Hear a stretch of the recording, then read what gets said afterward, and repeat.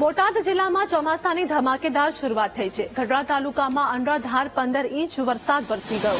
ભારે વરસાદના પગલે નદી નાળા છલકાઈ ગયા છે। ગઢડાના કેરાડા ગામે આવેલો સહસ્ત્રધરા ખોડિયાર મંદિરનો ધોધ ફરી જીવંત થયો છે, તો ઝરણું વહેતું થતાં કુદરતી સૌંદર્ય ખીલી ઉઠ્યું છે, જેના કારણે આહલાદક દ્રશ્યો પણ સર્જાયા છે। તો ધોધ પણ ખીલી ઉઠ્યું હોય તેવા આહલાદક દ્રશ્યો સર્જાયા છે, જેમાં વાત કરીએ કે હાલ ગઢડાના કેરાડા ગામે આવેલો સહસ્ત્રધરા ખોડિયાર મંદિરનો ધોધ ફરી જીવંત થયો છે। ઝરણું વહેતું થતાં કુદરતી સૌંદર્ય ખીલી ઉઠ્યું છે, જેના કારણે આહલાદક દ્રશ્યો પણ સર્જાયા છે। બોટાદ જિલ્લામાં ચોમાસાની ધમાકેદાર શરૂઆત થતાની સાથે જ ગઢડા તાલુકામાં અનરાધાર 15 ઇંચ જેટલો વરસાદ વરસ્યો છે।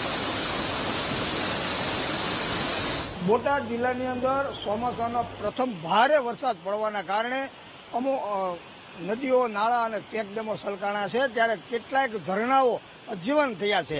હાલ વીટીવીની ટીમ પહોંચી છે ગઢડા તાલુકાના કેરાળા ગામ નજીક, કે જ્યાં પૌરાણિક ઐતિહાસિક સહસ્ત્રધરા ખોડિયાર મંદિર આવેલું છે અને અહીંના જે આહલાદક દ્રશ્યો જે છે તે સામે આવ્યા છે।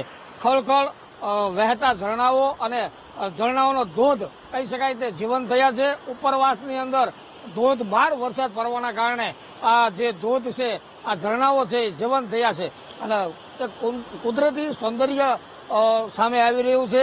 આહલાદાયક દ્રશ્યો જે છે એ હાલ સામે આવી રહ્યા છે। આ ઐતિહાસિક ખોડિયારમાંનું મંદિર પણ આવેલું છે, ત્યારે અહીંયા સહેલાણીઓ પણ આવતા હોય છે અને હાલ આ ભારે વરસાદના કારણે આ તમામ જે ઝરણા અને ધોધ જીવંત થયા છે।